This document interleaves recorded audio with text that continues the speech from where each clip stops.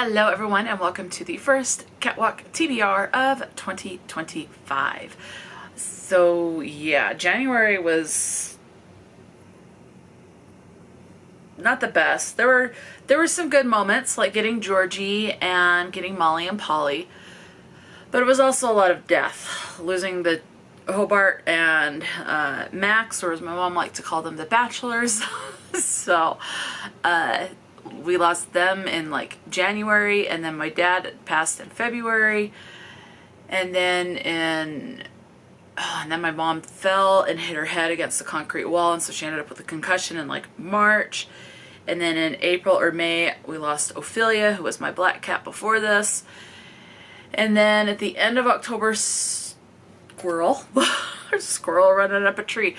End of October I lost my grandma, or right around there, my paternal grandma, so my dad's mom. Yeah, so October was, and in May, going back to May, is when I got Molly and Polly.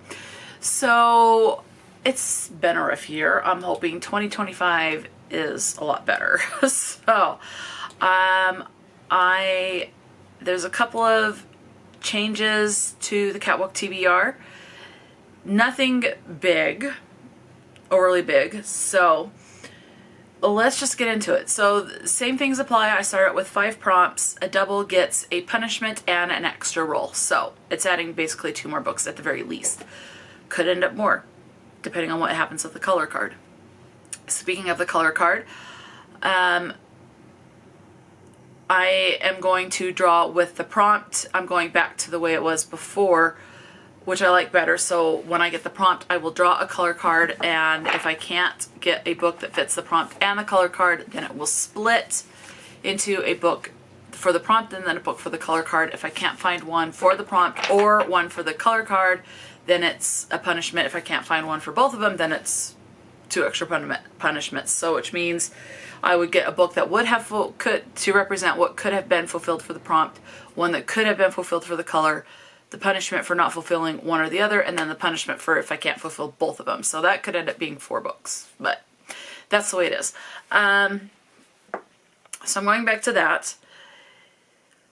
If I land on one where it's a TBR game, instead of drawing 1 prompt for every one of the Booktubers TBRs, I'm only going to draw 1 color card because it's 1 prompt for my game.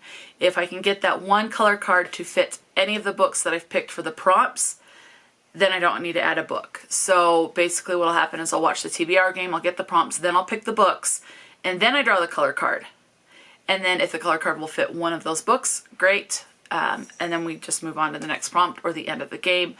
If the color card will not fit any of the books I've picked, then it's adding a book to fulfill the color card. So instead of, like, for example, if I watch a TBR game where they get 5 prompts, what I was doing in 2024 is I would get a color card for each of the 5 prompts. Now it's only going to be 1 card because it's 1 spot on my game. I need lotion. My hands are very dry. The other thing is now at the beginning I will be doing of my game. So before we start the rolls, I want to try to get through my series. This is inspired from Chris, from Chris's Corner. I will list their channel in the description box. Highly recommend checking it out. They're also doing a year-long phase out your series and a phase out your TBR in January. So they've got 2 readathons going that they're hosting. And so this is inspired by Chris. Now Chris pulls, like, I want to say 3. I could be wrong on that. Sometimes they end up pulling more, depending on if they're up to date on the series or DNF the series or whatever, but they draw a couple of books for series. I will do that as well, except I'm only going to do 1. So just so I can at least work through the series, and then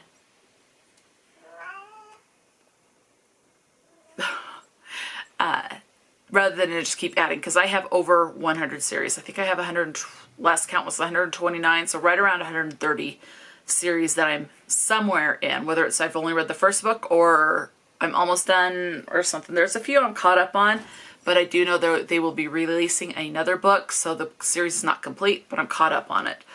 So there's some of those. So I will be drawing one. I'll do a random number generator for that. And then the other change that I'm doing in 2025 is a viewer prompt. So I will do all of my rolls, and let's say I'm just going to hold up the Christmas board, or the winter board, I should say. If I start on this board and end on this board, or even if I end on the challenge board. But let's just say I play my game and the last one I get is Date Time, which I think is a romance book, but it doesn't matter. So I end here. Then what will happen is for your prompt, I will just go from where I left off. So let's say you get a 3. So on this board, it would be 1, 2, and 3. So then you would end up on Christmas lights. Let's say you end up with a 4, then it would have been Christmas tree, but let's say it was 2 2s, so a double. Well, then you get a second roll. And that's all we will do for you guys. I don't want to overwhelm you or anything for those that do want to do the viewer prompt. So if we get a double, then I will roll again and we'll just proceed from that point. And then if we get a double after that, it's not going to matter. So those are the changes. There is one other change I just about forgot. So this is my jar of booktubers that have TBR games. So sometimes I land on a spot where it is to draw and get prompts based off of a booktuber's TBR game, their most recent game. I will still continue to do that. However, some booktubers have more than one slip as they play more than one game. I will remove, as we play, I will remove extra slips of theirs and discard the extra. So everyone will have one, and then I will rewrite that slip to just have their name and their channel name and TBR game. I'll just go off of their most recent game, and that's it. Just whatever their most recent game is what I'll be basing it off of. The other thing is I will then remove them from this and put them on a little trinket tray that I have on my bookcase that's over next to me that you can't see. I will put their slip of paper with their name and stuff on that trinket tray, which means they cannot come up again in this year for this TBR. At the end of 2025, they will go back in here.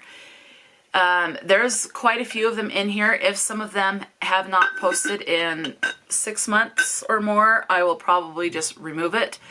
And then if they start posting again and start doing their TBR game again, then I will add them back in at a later point. But if they're not, and so there are some people that are in here that don't really do a TBR game anymore. So then I will remove their slip as well. So that's kind of doing a cleanup. I do know there are new channels with TBR games, so I'm kind of trying to watch and add them in here as well.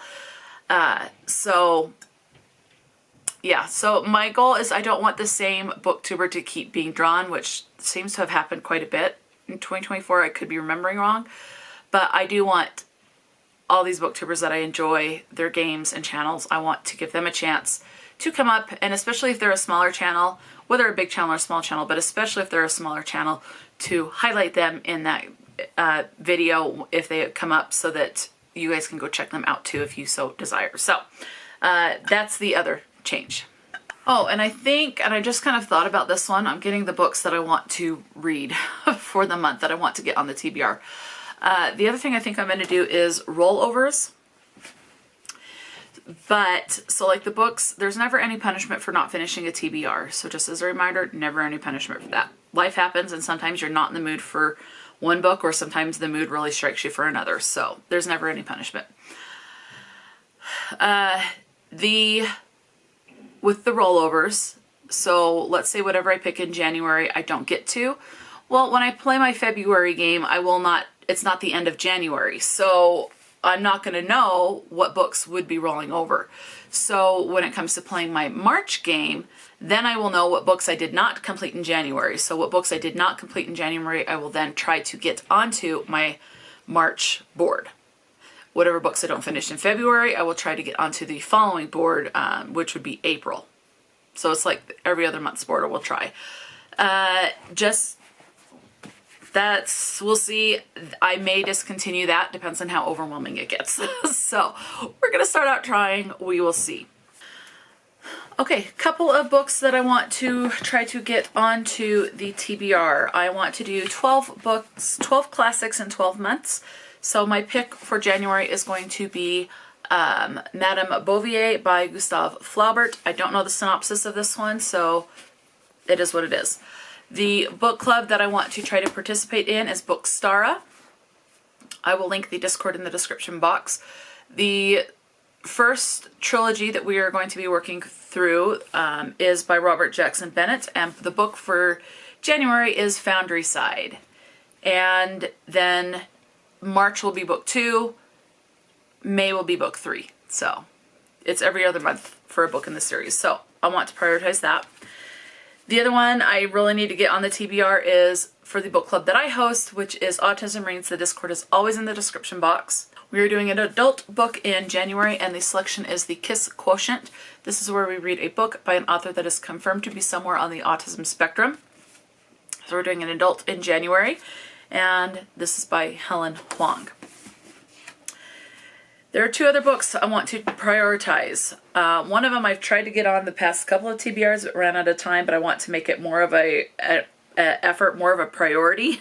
So, and that's because I have had someone comment wanting to know the synopsis because they're on the fence for this book of whether or not to pick this book up or not. So not the synopsis, but they want to know what's in the book. So the book reviews that I do, I tell you a brief synopsis, spoiler free, and then I tell you what is in the book as far as what is the representation in case you're looking for something that has LGBT rep or is racially diverse. Maybe it has, there's books that I've read that have religious diversity or things like that. So I'll tell you the representation for what I can find. There's always a chance I could miss it. And then I'll tell you the same thing goes for trigger and content warnings. So some people want nothing to do with, let's say, animal death. I will let you know if the book contains animal death, if it's just mentioned, or if it gets more explicit. I feel like my hair is doing something funky. So obviously if it's sexually explicit, I will tell you sexually explicit content. I'll tell you if there's whatever the content or trigger warning is that I can find, I will let you know. And that way you'll know whether or not to avoid the book or pick it up. The other thing I will tell you in the book talks are the word usage. So let's say I'm reading the Kiss Quotient and this is... Okay, so with the epilogue, this book is 314. So I tell you, my edition was 314. It contained the F-bomb this many times. The see you next Tuesday, C-U-N-T, it contains this many times. That way you'll know if the language is a little too rough for your taste, or if those are words you absolutely want nothing to do with, then you'll know to avoid the book. So that's the book talks that I do, and just go from there. So the book that I had someone comment on is My Roommate is a Vampire by Jenna Levine, so I want to do that one. The other one I had someone comment on is The Blood Artists by Chuck Hogan. So if there is a book that you are on the fence about that you want to know, definitely let me know. It doesn't mean I'm going to get to it right away, but I will put it on a higher priority. Whether I own the book or not, definitely let me know. And I can definitely look into it, especially if I don't own the book, then I will look into it and see if I can get a copy and things like that and do a book talk to help you decide if this is something that is okay for you to pick up or if you need to avoid. So that's all the housekeeping. Now, let's get into the fun stuff. All right, I've got my bullet reading journal here. Sorry, it is 8:45 when I'm filming this as of right now. And the sun is rising and it's coming in the window, so you'll see every now and then something. I'm trying not to let it blind me. So I have 128 series. So I'm on number 128. So let me grab my phone and we will do... Where is my phone? Here it is. I'm going to pull up a random number generator.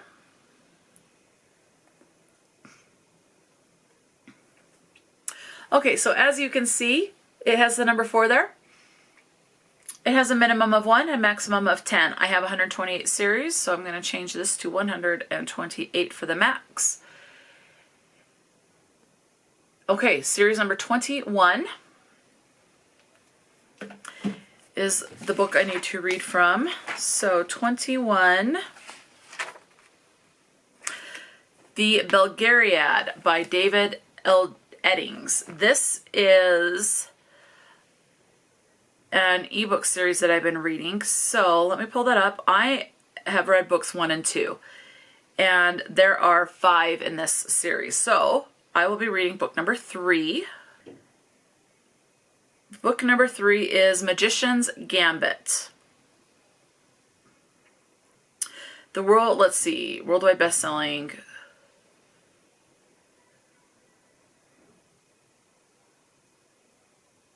Fate leads on to stranger lands and darker magic. Traveling through ever more dangerous realms, Garion and his companions pursue the stolen orb.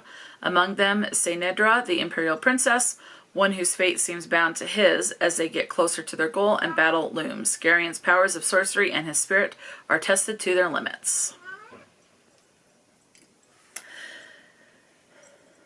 So that is the book I will try to read for the series, for my series selection.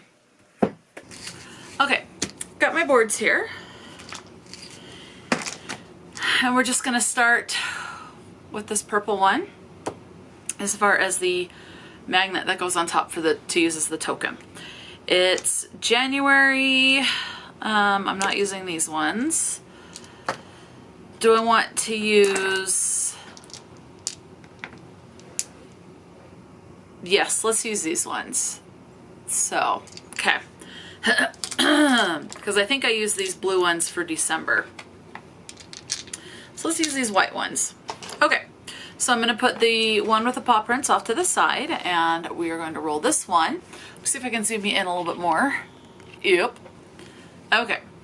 I'm going to roll this one to determine which board I will be starting with. So we're going to use this dice.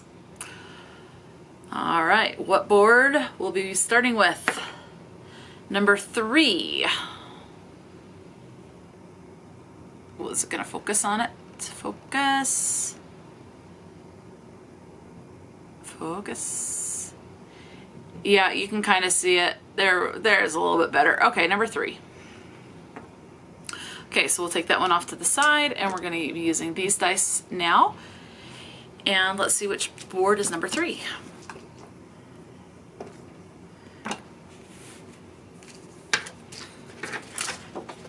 Oh, look at that. Here we go. There we go. Number 3 is the winter board. Okay, so I will put these other boards off to the away, and off to the side I will put my challenge board. Where's my challenge board? Right here it is. So I'll put this one off to the side in case I get a double. Okay, now we need to figure out where I will be starting. So let me get that random generator back up. So, okay. I need to change the maximum. It went back to number 4, but oh well. Okay, so I have 30 spots. Yep, 30 spots. All right, let's figure out where we'll be starting. Space number 30, all right.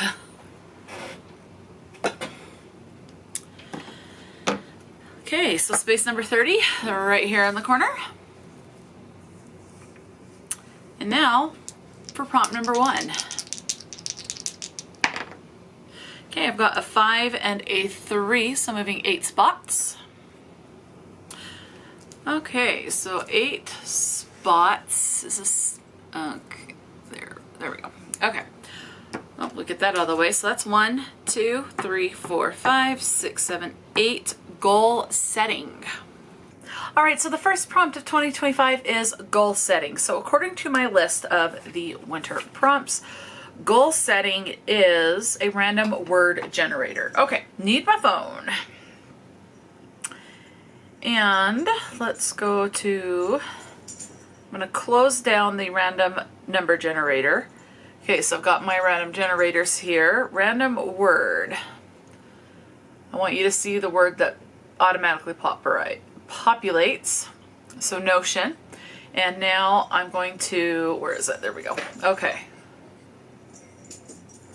End is the word I have to work with. Okay. Okay, so some could be the end of a series. Maybe it deals with the end of someone's life,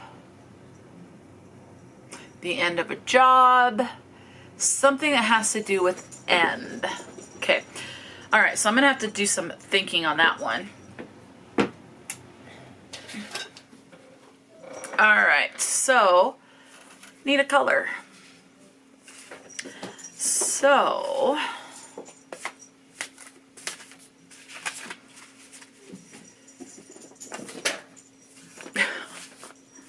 Molly and Polly are jumping over each other. Okay, let's just go with this one. Okay, so kind of a minty greenish, kind of. Number 9041. I just get as close as I can, whatever it looks like to the naked eye. So I need something that deals with end that also has this color somewhere on a cover. Okay, so regarding end, I'm going to go with TikTok by Dean Koontz.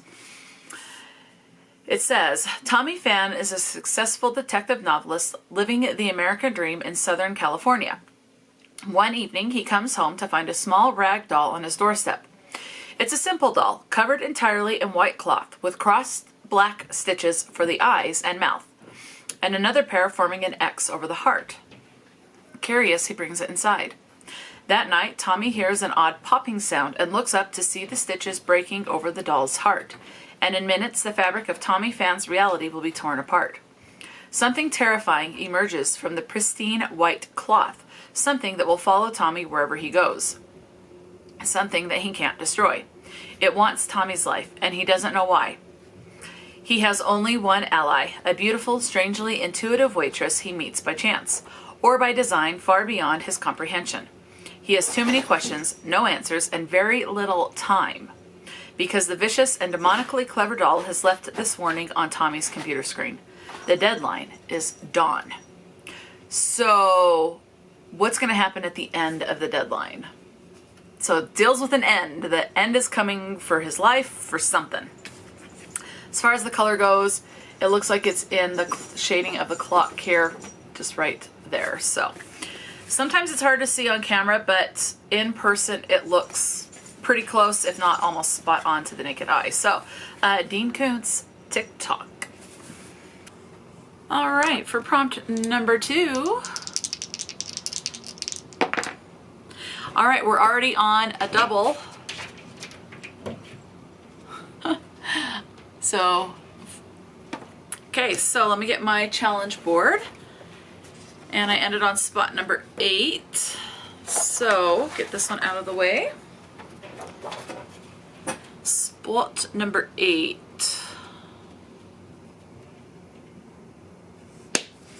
Okay, right there. For your prompt, I think we'll go back, rather than from the challenge board, we'll go back to the winter board. So, but the rest of my game, my rounds will finish on this. All right, so again, as a reminder, I got 4. So,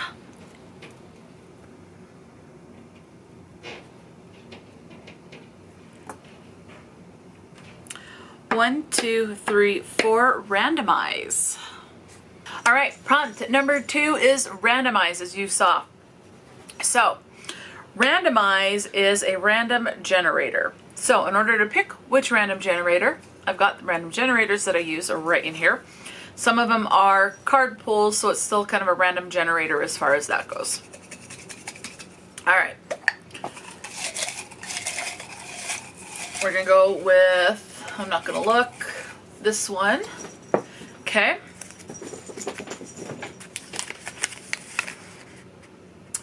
All right, so random prompt generators. So this, I think I'm going to start keeping these out as well in a different tray or something so that the same random generator doesn't always pop up. So I'm going to keep this out and I'll find a spot to keep that and then eventually it'll go back in here. All right, I'm going to close down the random word generator. I do have a random prompt generator, TBR prompts, so it's this one here. And, okay, there's no clicking sound. Oh, I hate when that pop-up goes. Okay. POC rep. So POC is for person of color. All right. And I need a color card.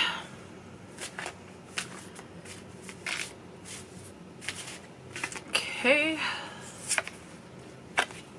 Desert Sand, number 171524. So let's see if I can find a book that has POC rep and has this color on there, on the cover. Okay, now this one is a little difficult as far as sometimes when it has POC rep, I don't know until I read the book.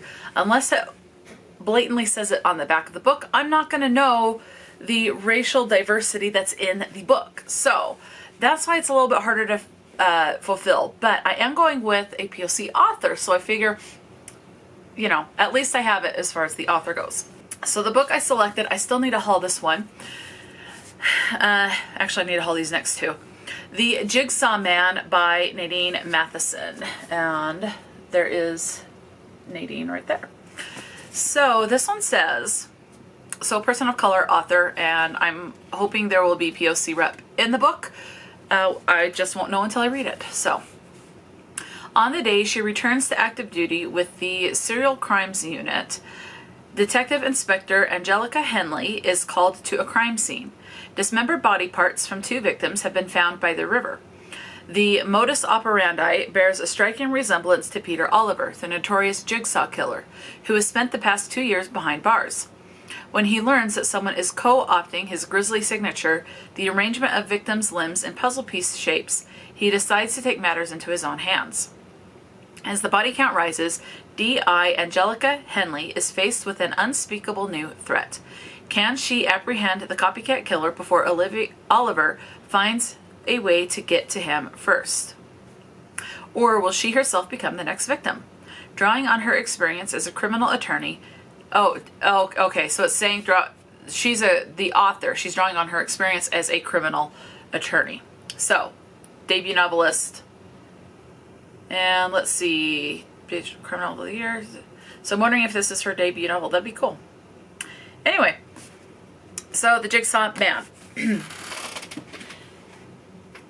Now, as you will have seen, I did not show you the color card again. So, it's not on that cover. I'm going with this book. It looks like it's hard. See, in camera it doesn't look it, but to the naked eye, there's different shadings of brown. And so it looks pretty spot on. So I'm going to go with this one. And this for the color, and it is Empire of Shadows by Jacquelyn Benson. Nice Victorian ladies don't run off to find legendary lost cities. One trifling little arrest shouldn't have cost Ellie Mallory her job, but it's only the latest in a line of injustices facing any educated woman with archaeological ambitions. When Ellie stumbles across the map to a mysterious ancient city, she knows she's holding her chance to revolutionize pre-Columbian history. There's just one teensy complication. A ruthless villain wants it, and Ellie is all that stands in his way. To race him to the ruins and avoid being violently disposed of, she needs the help of maverick surveyor Adam Bates, a snake-wrangling rogue who can't seem to keep his dreaded shirt on. But there's more than Ellie's scholarly reputation and life on the line. Her enemies aren't just looters. They're after an arcane secret rumored to lie in the heart of the ruins, a mythical artifact with a power that could shake the world. Between stealing trousers, plummeting over waterfalls, and trying not to fall in love with her machete-wielding partner, will Ellie be able to stop the oracle of a lost empire from falling into the wrong hands? And this is actually the book club pick for a Patreon club for Olivia Reads a Latte, so yeah. Okay, I got my cards here for the punishment. And I need to get them all out of here. Okay, they're all out. And now, shuffle these a little bit. And let's go closer to the bottom. Let's go with this one. Choose a book in a format you don't usually read. I'll go with an ebook. But because I don't usually read ebooks, I listen to audiobooks all the time as I read physically. Oh, no. Should I go with maybe with a graphic novel? I'm going to do that. I'm going to go with a graphic novel or a manga because I don't usually read those. I pick up novels. So, because it's hard with an ebook to get the, hang on, I dropped some. To get the color. The Kindle that I have only is black and white, so I can't see what edition I have. I can try to find it on Goodreads, but sometimes I can't find the edition that I have on Goodreads, and so I don't know. So I want to stick to physical when it comes to my game. So we're going to go with this color. So I want a graphic novel that has this violet ice. So let me go see what I can find. Okay, I found a manga. So the prompt was choose a book in a format you don't usually read. I don't usually read graphic novels or mangas, so that's what I'm going with. It's actually a manga. Orange, the complete collection, volume 2. There's only 2, so this will complete a series for me. And this story and art is by Ichigo Takano. Let's see, it says an epic love story across time. Neho immediately finds a connection to a new boy who is transferred to her class. Kakeru is calm, kind, and seems to like Nao as well. But the relationship gets thrown for a loop when Nao receives a letter from the future. The letter explains that Kakeru will die unless Nao does exactly as the letter says. But changing fate is no easy task. When the letter starts to get things wrong, Nao worries she will start to lose Kakeru forever. Luckily, Nao has her friends to back her up. Not only do they want to see Nao and Kakeru get together, they also have time-traveling letters of their own.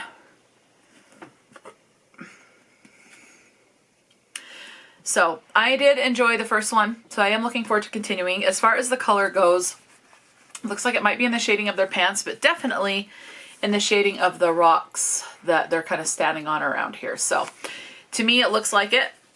And that's what I'm going to go with. All right, roll number 3. Okay, so prompt number 3, I should be saying. All right, a 5. So 3 and a 2. 1, 2, 3, 4, 5. Popcorn. That actually sounds really good right now. All right, prompt number 3 is popcorn, and this is a TBR game. So I've got my jar here, and let's see which booktuber I'll be basing the next prompts off of. So as a reminder, I will watch the video, and then I'll write the prompts down, I'll get the books, and then I'll draw one color card and hopefully get it on to one of those books.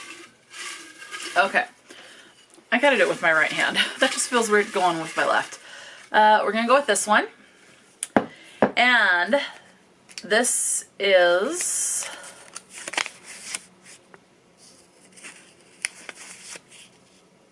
Meg with books. So it says TBR Cluedo. Let me check to see if she's still doing her game. I can't remember. I am so far behind on my booktube, so let me take a look. But either way, this one will stay out. So let me grab my phone. So the most recent game of TBR Cluedo, of her TBR game, because I don't see any other TBR games, if I remember right. So, well, she did one with like a spooky wheel, picks her books, but I want the actual TBR game. I could go with that one. Spooky reading prompts, pick what books I read. Let me see. So that spooky one was for a specific vlog that she did. So I'm not going to worry about that one. I am going to go with her actual TBR game. Let's read some ooky spooky books. TBR Cluedo picks what I read. And the most recent game that she did was 2 months ago. So this one, let's see, uploaded October. Oh, this was our October TBR. It was uploaded September 26th. So this is what I'm going to go with. And then the next time she pops up, I will double check to make sure she's still doing her TBR game. So this will go off to the side in a trinket tray. I will link Meg's channel. She's got over 35,000 followers, so I would be surprised if... Well, I would, but I wouldn't. It would not surprise me if you know of her. Okay? And so Meg with Books is the channel. TBR Cluedo. This is for our October round. And I will watch this. I'm going to write the prompts down, and I will come back with what prompts she got. And I will link her channel and the video that I'm getting these off of in the description box. So I will be right back as soon as I have those books. Okay, I have watched Jane. The title that I just read said Jane, Meg. I just watched her TBR game. So, 1, 2, 3, 4, 5, 6. 6 books. Again, as a reminder, no penalty for never finishing a TBR for the month. Now, let's go ahead and draw a color card, and then as I tell you the prompts and read the synopsises, we'll be able to see if this card will go with any of the books. Now, as a reminder, I'm only drawing one because it's one prompt from my game, even though that's 6 prompts from Meg's game. So I just need to hope that any of these books that I picked has this color on there, and we're going with this one. Seafoam green, and that's the color. Okay. The first prompt that Meg got was in the fantasy room, and that is a series. So I'm going to go with a cozy mystery fantasy. This does have fantastical elements. It is tagged as a fantasy, but cozy mystery and then fantasy. So the fantasy element comes in this series because of the witches. So it does have magical elements. And I'm going to go with 5 Furry Familiars by Lynn Cahoon. And this is book number 5 in a Kitchen Witch mystery series. To keep her cooking, school, and catering business, Mia's morsels afloat, Mia's handed off oversight to her boyfriend, Trent's mother, while she focuses on earning a steady paycheck. Too bad her mean-spirited boss at the lodge keeps the misery flowing as steadily as the money. At least her roommate, Christina, is still dedicated to Mia's morsels, though she's also distracted thanks to her clingy mother's constant demands. And the distraction only grows when Christina's old flame shows up in Magic Springs, Idaho, in his Escalade, claiming out of the blue to be her fiancé. The arrival of some homeless kittens, as well as Trent's new familiar, a cute little Maltese, brings more chaos, as well as strange spiritual energy that seems to emanate from the animals. But before Mia can figure out what kind of paranormal pets she has on her hands, she finds herself with a murder to solve when a dead body is found in the lodge rental of Christina's suddenly attentive ex. Okay, so the seafoam green. I mean, there are shades of green on here, but I am not seeing anything even close to the seafoam green in this. So, 5 Furry Familiars is the first book added from Meg's game. Next up, in the contemporary room, Meg got a wild card, which is any book. So while I can, I'm getting the book club pick for the book club I host, Autism Reads, and that is going to be The Kiss Quotient by Helen Hoang. I almost said Stella Love. No, love is involved, but... So this is a romance contemporary. Stella Lane comes up with algorithms to predict customer purchases, a job that has given her more money than she knows what to do with, and way less experience in the dating department than the average 30-year-old. It doesn't help that Stella has Asperger's or that French kissing reminds her of a shark getting its teeth cleaned by pilot fish. Her conclusion, she needs a lot of practice with a professional, which is why she hires escort Michael Fan, with the looks of a K-drama star and the martial arts moves to match. The Vietnamese-Swedish stunner can't afford to turn down Stella's offer. And when she comes up with a lesson plan, he proves willing to help her check off all the boxes from foreplay to more than missionary position. Before long, Stella not only learns to appreciate his kisses, but to crave all of the other things he's making her feel.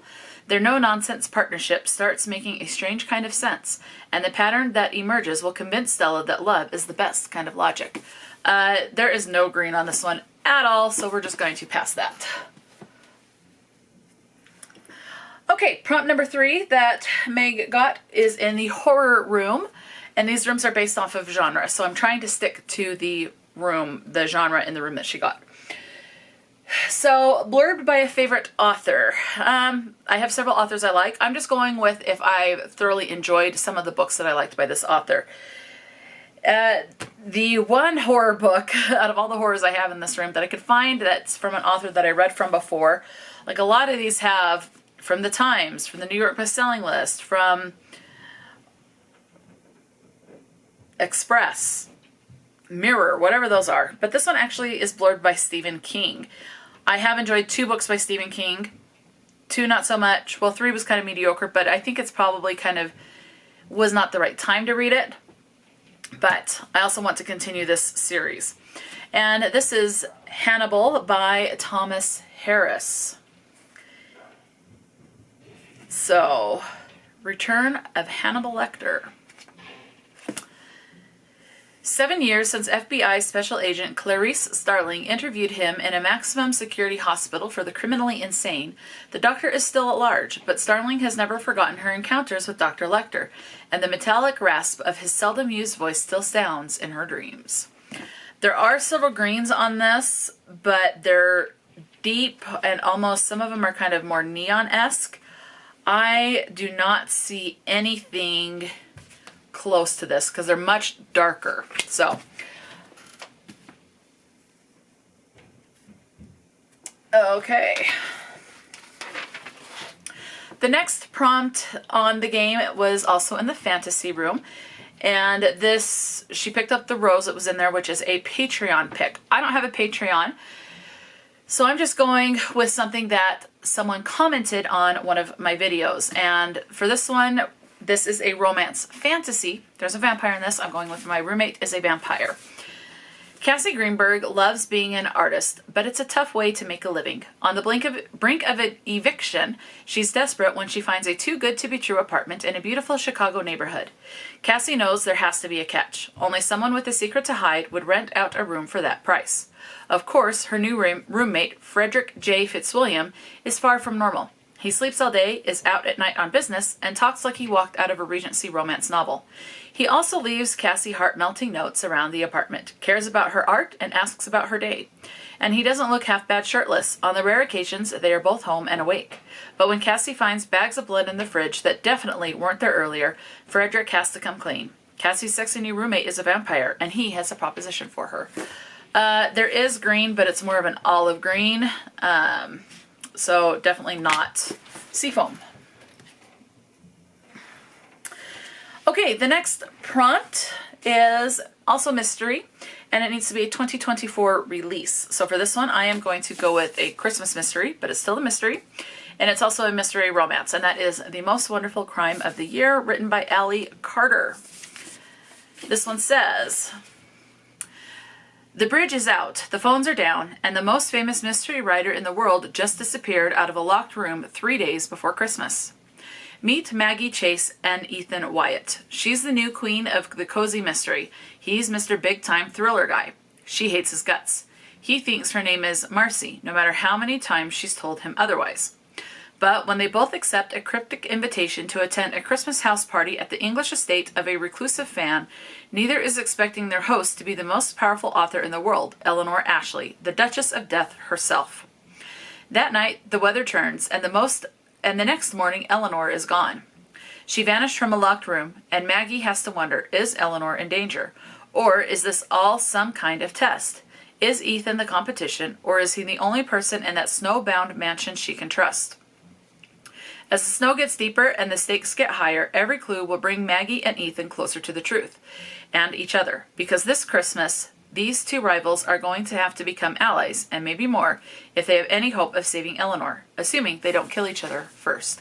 So there is green, but it's like an evergreen. That seafoam green is not on here. A big, big difference.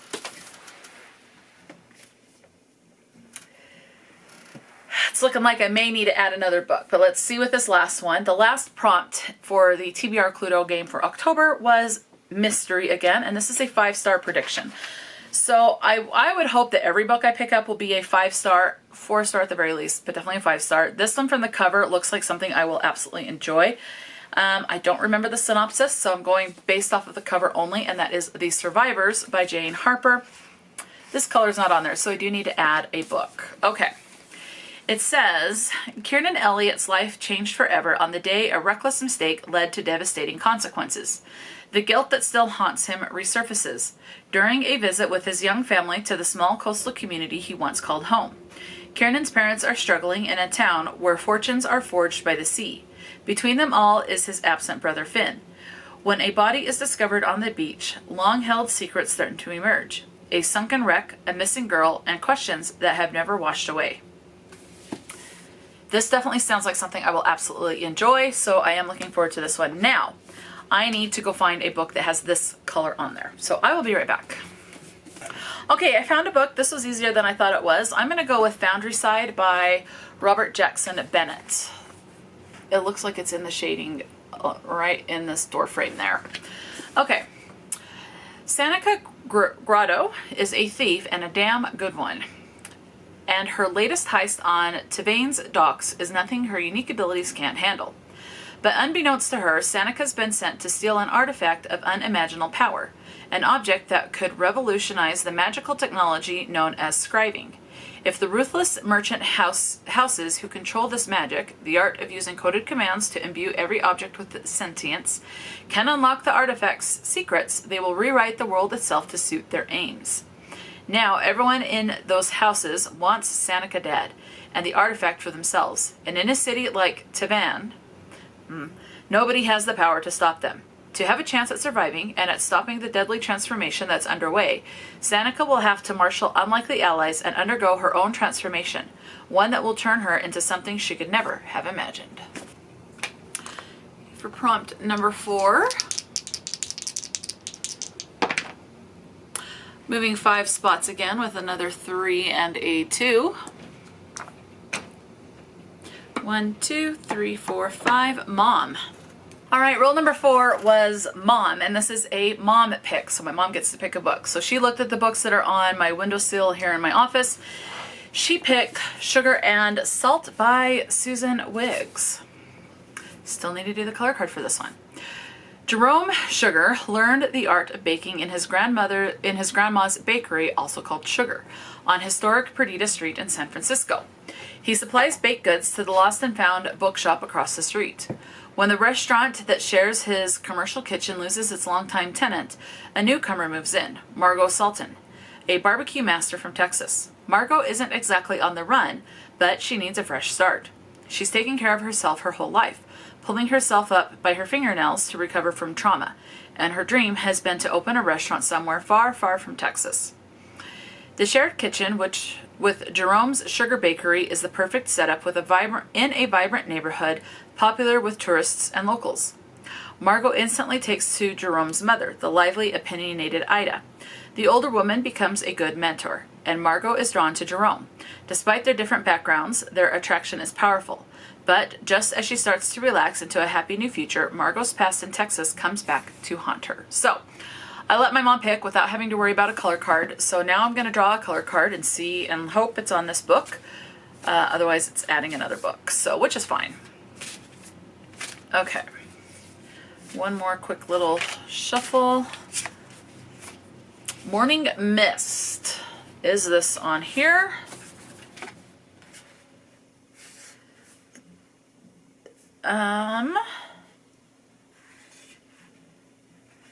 I'm going to say yes. Barely, but it looks like it's on the counter here, especially in the shading. So it's like it's a white marble counter, but then with the shading from the cake there, it does look like this is on there. So I lucked out on that one. Alrighty, where can we see this better? Right here. Okay. For prompt number 5, which is no longer the last prompt, moving 8 spots. Okay.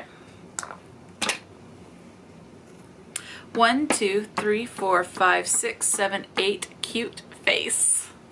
Prompt number 5, cute face. This is a pet pick. So this one I do twice. I do it once for Molly and I do it once for Polly. So what I'm going to do is I'm going to pick 3 books completely at random for Molly, and then I will pick a 4th book to add for whatever one Molly doesn't pick, or Polly, vice versa, whoever goes first. And then off of those 2 books, then I will draw a color card and hope that that color is on one of those books. So let me pick a total of 4 books. You'll see 3 of them, and then you'll see the 4th book pop in. Okay, now before I let the pets do the pet pick, I need a color card because I need a color card. So, all right, this one flew off. We're just going to go with this one, which is number 476. So it is a brown. Georgie wanted a pick, so let's see what Georgie picked. Pick a book, Georgie.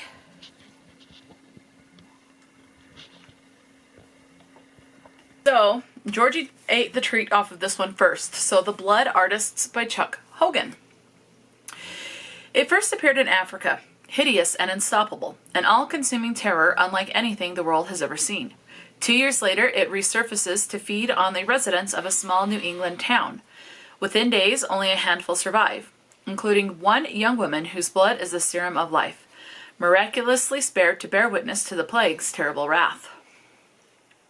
Not even the dreaded Ebola possesses the apocalyptic power of this loathsome scourge that devastates the flesh and the soul. 2 brilliant scientists, now bitter rivals, contained it once using the most extreme methods. But the virus that has reemerged is 1,000 times stronger. And it is changing. No one is safe from the contagion that devours but is never sated. From the pestilence that walks like a man, woe to the earth, the 0 hour has come. This was published in... Let's see if I can find the publication date. 1998. So, yeah. Okay, so this is Georgie's pick. Oh, and there's no brown on this. It's a black, red. These are my junior high colors. All 3, black, white, and red.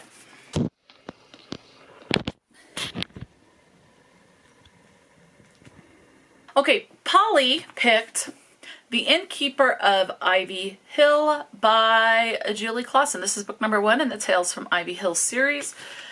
As far as the color goes, let's see. She's wearing a green.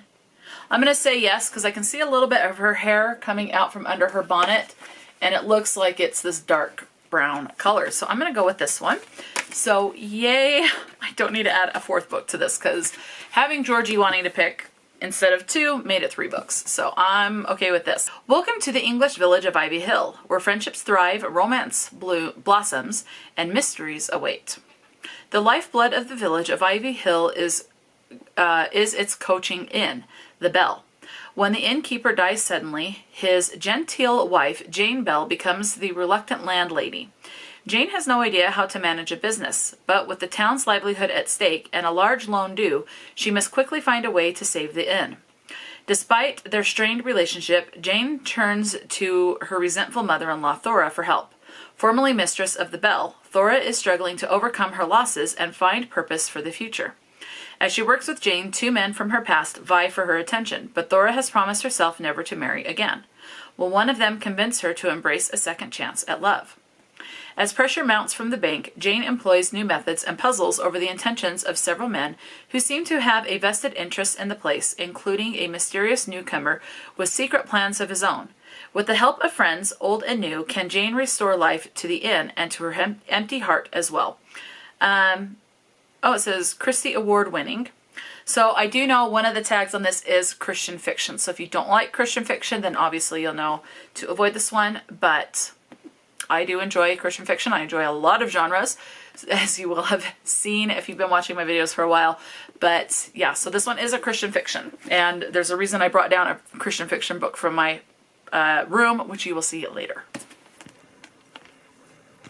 Okay, Molly, your turn. Okay. All right, and Molly picked The Lost World by Michael Crichton. This is a duology, so if I'm able to get this one in January, that's a series completed. So let's hope. So The Lost World by Michael Crichton. It has been 6 years since the secret disaster at Jurassic Park.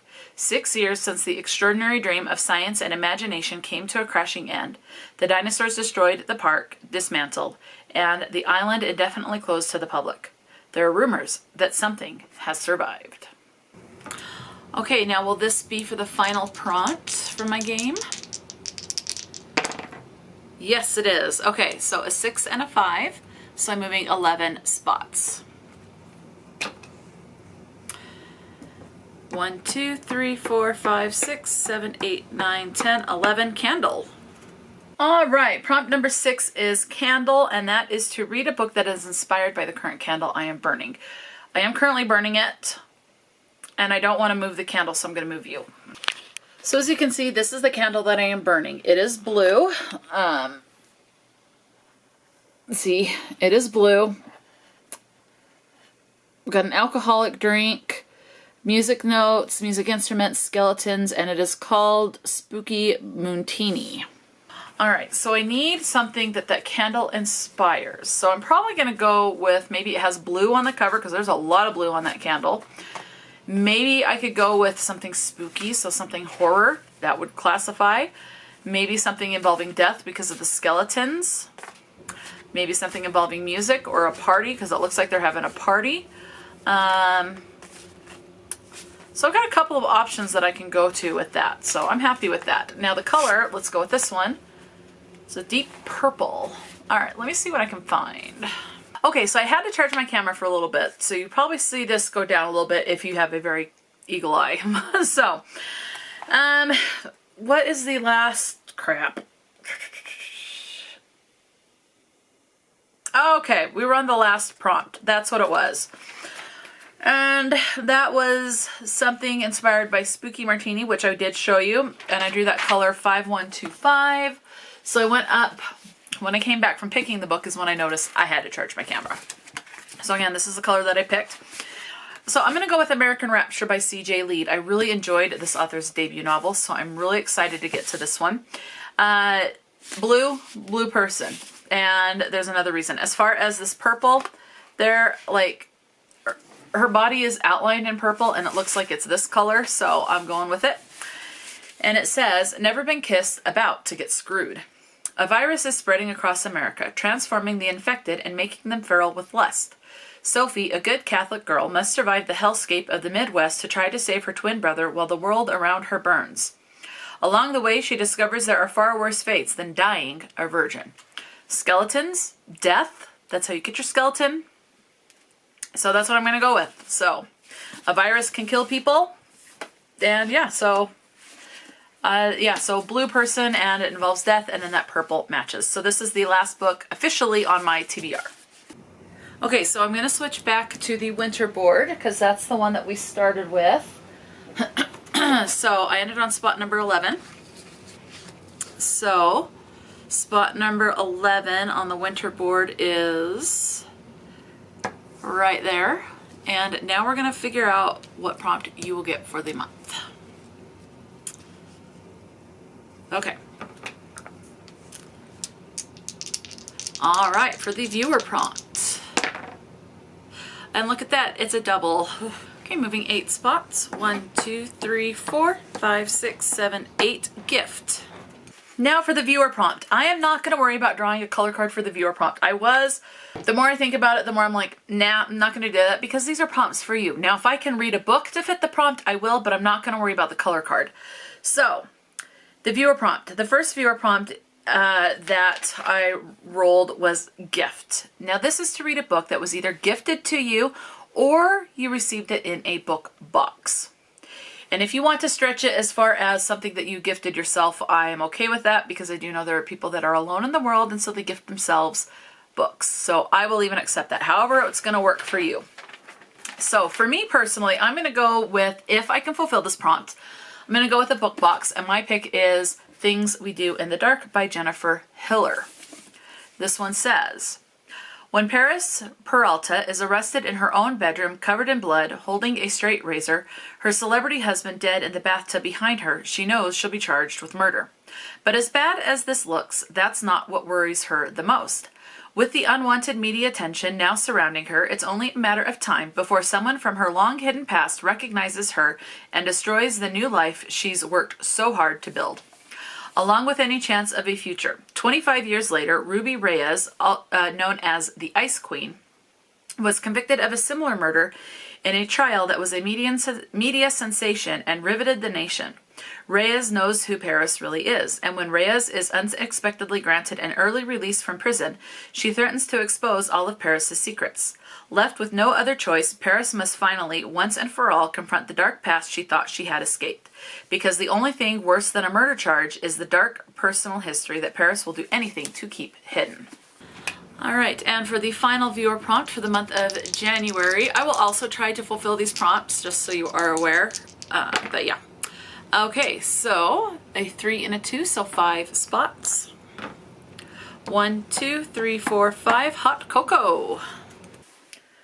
Okay, and then because of a double, that means it's 2 viewer prompts, and we will not ever do more than the 2. So, the second viewer prompt, because of the double, was Hot Cocoa, I believe. Yes, and this is to read a cozy book. So for me, I'm going to go with the cozy mystery because for me personally, romances are cozy books. Cozy mysteries are cozy books to me. A lot of books are cozy to me, but those are the two that stick out to me the most. So Death in Dark Blue by Julia Buckley is my choice. This is the second book in the Cozy Mystery series, A Writer's Apprentice Mystery. Things are beginning to go right for Lena. She got a new job assisting suspense novelist and friend Camilla Graham. She lives rent-free in Camilla's beautiful Gothic house. She even has a handsome new boyfriend, Sam West. After being under attack by the media and his neighbors, Sam has recently been cleared of suspicion for murder. Journalists and townsfolk alike are remorseful, and one blogger would even like to apologize to him in person.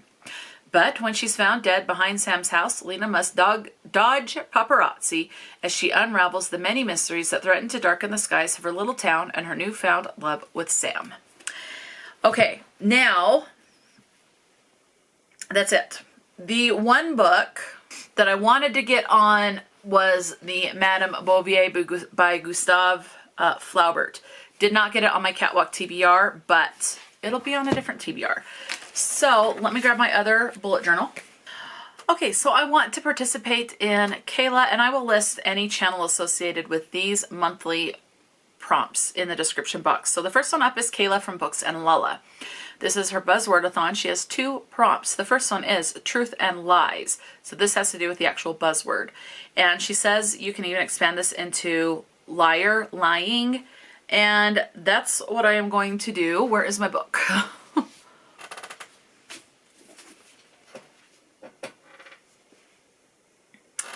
I am going to go with Once a Liar for this one by A.F. Brady. Did he kill Charlie Doyle? And if he didn't, who did? Peter Kane, a cutthroat Manhattan defense attorney, worked ruthlessly to become the best at his job. On the surface, he is charming and handsome, but inside he is cold and heartless. He fights without remorse to acquit murderers, pedophiles, and rapists. When Charlie Doyle, the daughter of the Manhattan DA and Peter's former lover, is murdered, Peter's world is quickly sent into a tailspin. He becomes the prime suspect as the DA, a professional enemy of Peter's, embarks on a witch hunt to avenge his daughter's death, stopping at nothing to ensure Peter is found guilty of the murder. In the challenge of his career and his life, Peter races against the clock to prove his innocence. As the evidence mounts against him, he's forced to begin unraveling his own dark web of lies and confront the sins of his past. But the truth of who killed Charlie Doyle is more twisted and sinister than anyone could have imagined. The second prompt for Kayla's Buzzword-a-thon, this is more of a cover prompt, and it is a pattern. And so for this, where did I put it? It's under my notebook. Hello, I'm going with Madame Bovary. As you can see, like what's on there is flipped over on here. So it's a repeating pattern, and that's what I'm going to go with. So for me, that works. Okay, next up is Read Your Bookshelf Challenge. This is hosted by Chantel from Chantel Reads All Day. The prompt for January is beauty. And these are very vague. So for me, this is a beautiful cover, and that's what I want to go with, is a beautiful cover. I love the scenery. Like, I would love to live in a place where the houses are apart like this. It's got a bunch of beautiful scenery, and that's what I'm going to go with. Since I have already read the synopsis, I will not reread it, but this is my pick for beauty for the January pick for Chantel's Read Your Bookshelf Challenge.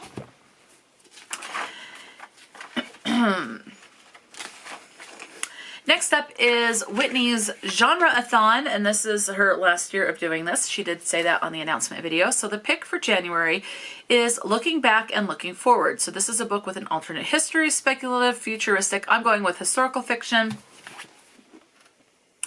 And I say this works. The Innkeeper of Ivy Hill. So going with that one. So easy peasy. I'm getting things to fit. Next, I have the Reading Good Challenge of 2025, hosted by Ben from Ben Reads Good, and the pick for January is Annuary. And this is to read a book by an author named Anne. Could be any spelling. So Anne, A-N-N, Anne, A-N-N-E, and that's what I'm going with. The Queen of the Damned by Anne Rice.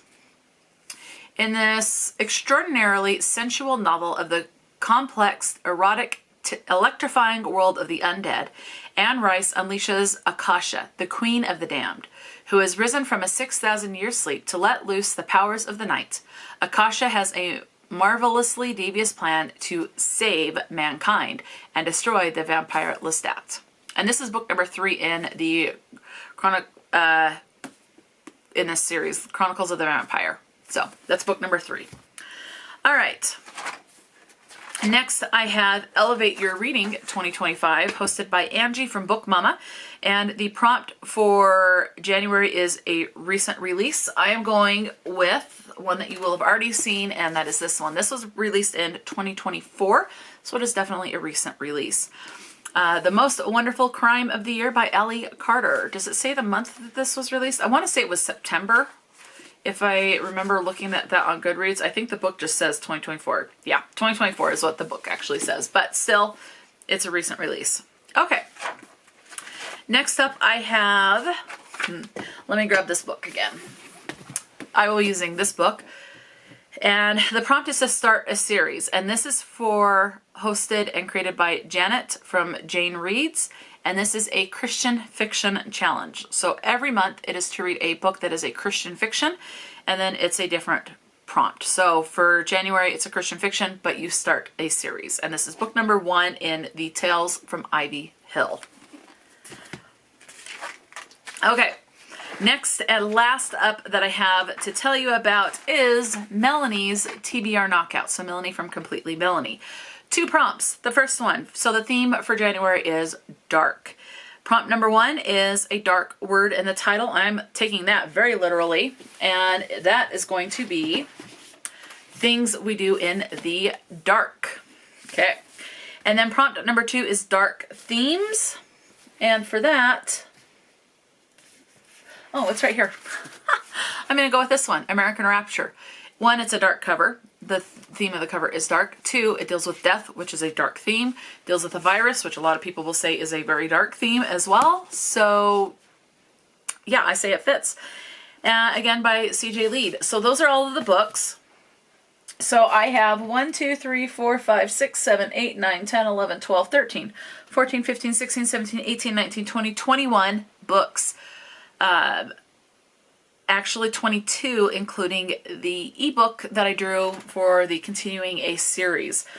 So I will list every channel that I've mentioned. Now, there are readathons that are going to be taking place in January. For those ones, I will not be picking books for. I am just going to be writing down the prompts in a bullet journal, and then whatever I read, I will try to fit into the prompts. Some of these readathons will be 3 months. Some of them will be a year long. I will have already released the bullet journal for the ones that are year long. And some of them are just 1 month long, and I haven't even looked at the prompts for those ones yet. So, yeah, so for all of those ones, I will not be picking the books and doing a TBR for. I will try to do wrap-ups. We will see how that goes, but that is my plan for right now, and then hopefully any of these books will fit the prompts for the January. So there's a potential that I'll be pulling in books. If none of these books will fit something from like Chris from their channel doing the January readathon, Phase Out Your TBR. If nothing fits any of those prompts, then I'll be pulling in a book. So there are readathons I may end up pulling in books. So we'll see how many of these I can complete in January. So if any of them, who knows, I may go completely off the rails and not read any of these books. Who knows? Anything's possible. Let me know, have you read any of these books? Have you read from any of these authors? If you are going to be doing the viewer prompts, so a book that was gifted or from a book box, for the gifted prompt, or the Hot Cocoa prompt, a cozy book, or both, what books will you be doing in the month of January for those prompts? Definitely let me know. Talk to me in the comment section below, and until next time, stay true to yourself and enjoy a good book, and I will talk to you later.